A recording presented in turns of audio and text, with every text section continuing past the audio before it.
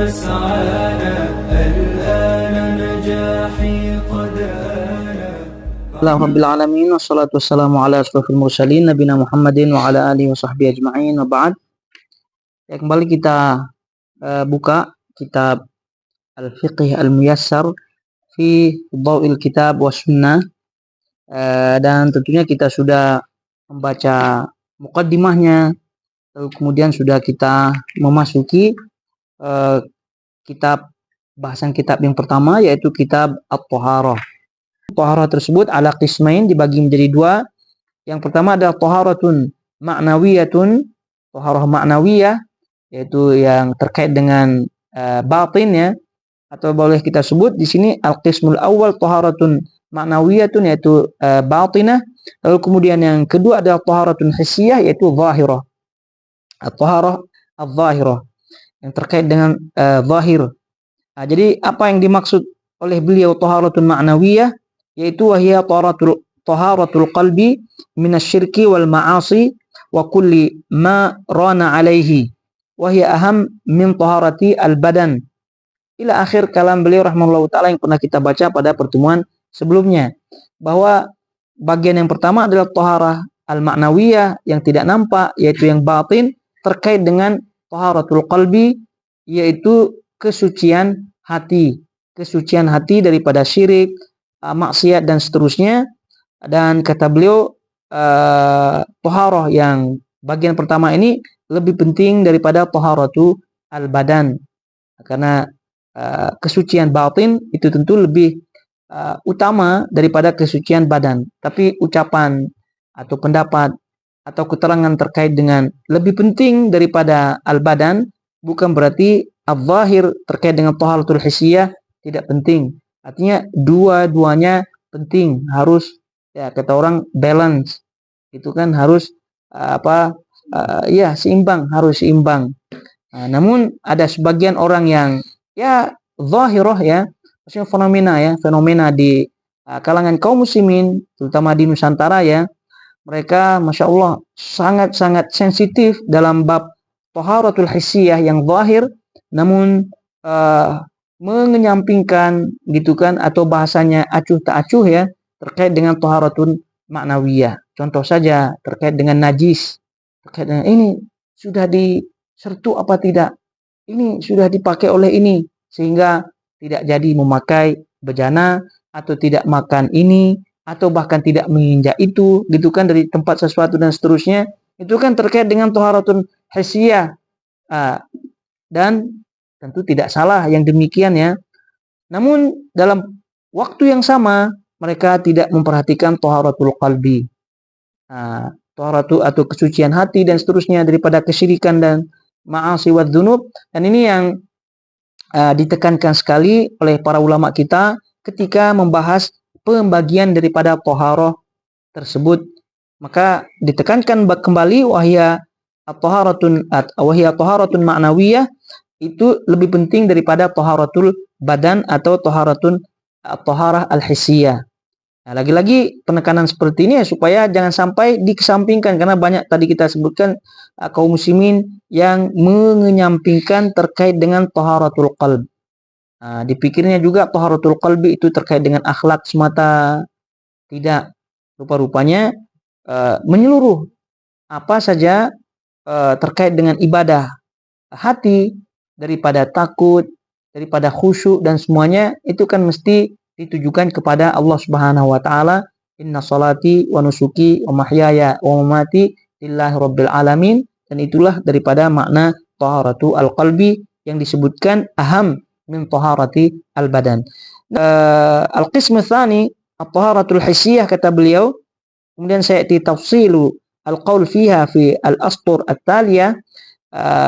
Pembagian yang kedua adalah taharah yang bersifat zahir, hissi, ya, indrawi, hissi, yang nampak gitu kan. Dan ini yang akan dibahas di dalam kitab fikih, karena memang di awal dalam definisi daripada fikih tersebut adalah ma'rifatu al-ahkam asy-syar'iyyah al-amaliyah al-muktasabah min adillatiha at-tafsiliyah. Itu kan definisi dari awal yang kita pahami bersama. Maka dari definisi tersebut kita akan mempelajari dalam bab fikih ini al-ahkam asy-syari'iyyah, lalu kemudian al-amaliyah, hukum-hukum syar'i yang terkait dengan amalan. Tentu amalan yang dimaksud adalah amalan yang zahir. Maka ketika kita berbicara al-ahkam asy-syar'iyyah, al-amaliyah yang amal zahir, maka dengan tidak menyampingkan at-thaharah al-ma'nawiyah, kita sebutkan bahwa yang dipelajari dalam fan atau bab ini adalah al-ahkam asy-syar'iyyah, al-amaliyah, al-zahirah. Terus di mana pembahasan taharatul qalbi? Ya di babnya sendiri. Misal kitab tauhid, misal kitab tazkiyatun nufus, dan seterusnya. Oleh karena itu diingatkan di awal bahwasanya ini lebih penting daripada taharatul badan, karena kita akan tinggalkan pembahasannya dalam bab ini. Maka silakan jangan pernah tinggalkan bahasan tersebut dalam pembahasan-pembahasan yang lain, dalam majelis-majelis yang lain, dalam kitab-kitab yang lain. Jadi selesai kita taharatu ala qismain. Al-qismul awal taharatun ma'nawiyah, lalu kemudian yang kedua al-qismul tsani at-taharatul hissiyah, yaitu yang zahirah. Kita pun sudah selesai dan kita mengetahui dari dua qism ini, itulah pembagian umum daripada at-taharah sesuai dengan bacaan atau alur daripada kitab ini. Kalau tidak, yang pernah kita sebutkan ya pada pertemuan yang lalu, para ulama sebagiannya membagi bagian daripada taharah ini ada 3 macam. Ada 3 macam yang pernah kita sebutkan pada pertemuan yang lalu. Ya, kita ulang saja. Yang pertama adalah at-taharatu atau taharatun ta'abbudiyah. Ta'abbudiyah maknanya ghairu ma'qulatil makna. Taharatun ta'abbudiyah, ma'nawiyah, lalu kemudian ghair ma'qulatil makna yang pernah kita. Jadi taharah bersuci tapi bentuknya ada ta'abbudi, maknawi, yang tidak nampak. Tapi itu adalah bentuknya ta'abbudiyah, bentuk ubudiyah, bentuk kita punya ibadah kepada Allah Subhanahu, ghair ma'qulatil makna, tidak masuk akal. Maksudnya ya tidak masuk akal, artinya ketika kita berbicara tentang hadas akbar, hadas asghar gitu kan, taharah minal hadas al-asghar wal akbar, ini yang dimaksud dengan taharatun ta'budiyah ini, ghair ma'qulatil makna, yaitu taharah minal hadatsil akbar wal asghar. Misal al-ghusl, misalnya al-wudu, gitu. Jadi wudu kemudian ghusl, ini maknanya apa? Sesungguhnya apa? Hikmahnya apa? Yang menerka-nerka sih bisa gitu kan. Tapi tepatnya apa? Sesungguhnya apa? Itu wallahu ta'ala alam. Allah saja yang mengetahui. Maka inilah yang dimaksud dengan taharatun ta'abbudiyah ghair ma'qulatil makna. Yani bersuci yang bentuknya ta'abbudiyah, penghambaan kita, ketundukan kita kepada Allah yang maknanya tidak tidak masuk atau maknanya tidak diketahui. Maknanya tidak diketahui. Bukan tidak masuk akal ya. Tidak tidak diketahui. Karena akal kita ini terbatas ya, pengetahuan kita terbatas. Tapi kalau kita dikasih tahu, ya mungkin boleh saja kita paham kan. Dan itu kita tidak fahami. Jadi taharatun ta'budiyah ghair ma'qulatil makna, bersuci yang bentuknya adalah ta'budi, ketundukan semata yang tidak difahami maksudnya. Seperti taharah daripada hadas besar atau hadas kecil. Hadas besar ya mandi, hadas kecil ya berwudu. Dan makna tujuannya tadi kita sebutkan wallahu taala alam. Bisa kita nerka-nerka ya hanya sebatas nerka-nerka gitu kan. Tapi sesungguhnya apa? Wallahu taala alam. Maka itu yang disebut dengan taharatun ta'budiyah ghair ma'qulatil makna, yang qism yang pertama. Qism yang kedua adalah taharatun hissiyah, at-taharah al-hissiyah, yang sebagaimana yang tadi kita baca, yaitu yang zahirah, yang nampak, yang kelihatan, yang namanya hissi, yang kelihatan. Maka oleh karena itu at-taharah al-hissiyah ini mahsuratun ala taharah minan najasat, at-taharah minan najasat. Jadi at-taharah al-hissiyah itu lebih kepada taharah minan najasat, jadi tidak disebabkan karena hadas. Kalau tadi taharatun ta'budiyah ghair ma'qulatil makna kan disebabkan karena hadas. Buang air mau besar mau kecil, buang angin hadas kecil, berwudu.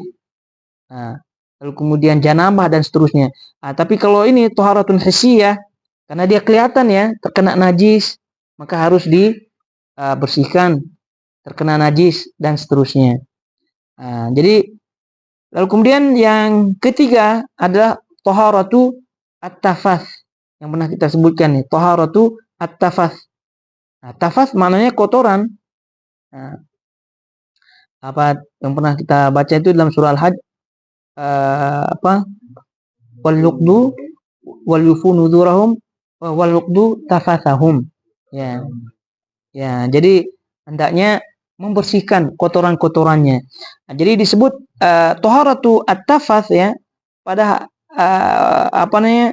Para ulama menyebutkan taharatu at-tafas ini karena dia pada hakikatnya mulhaqatun bi at-taharah al-hissiyah. Dia mulhaqah artinya digolongkan sebenarnya dalam taharah al-hissiyah yang tadi kita sebutkan terkait dengan najasa.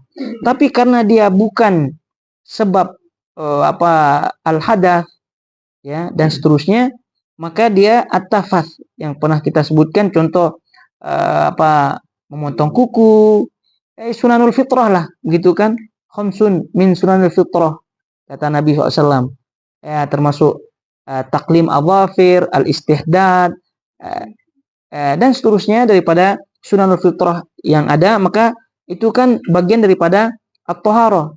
Dia tidak apa memotong kuku bukan atas dasar hadas kan, tapi dia hissiyah, dia nampak dia, maka dia mulhaq. Kalau di mulhaq mau mulhaq ke al-hissiyah tapi dia bukan najis, mau mulhaq apa namanya ta'budiyah bukan sebab hadas, tapi dia disebut taharah, disebut bersuci dia. Oleh karena itu ya dikasihlah dia bagian lagi yaitu namanya taharatu at-tafas. Jadi menurut pembagian ini ada 3 taharah ya. Taharatun ta'budiyah, taharatun hissiyah, dan kemudian taharatu at-tafas. Ya, silakan saja yang mau diingat yang mana, mau diingat yang 2 saja. Kalau mau ditambah masukkan yang 3. Gitu kan? Baik. Jadi kita masuk yang selanjutnya adalah ta'rifuha yaitu ta'rif at-taharah.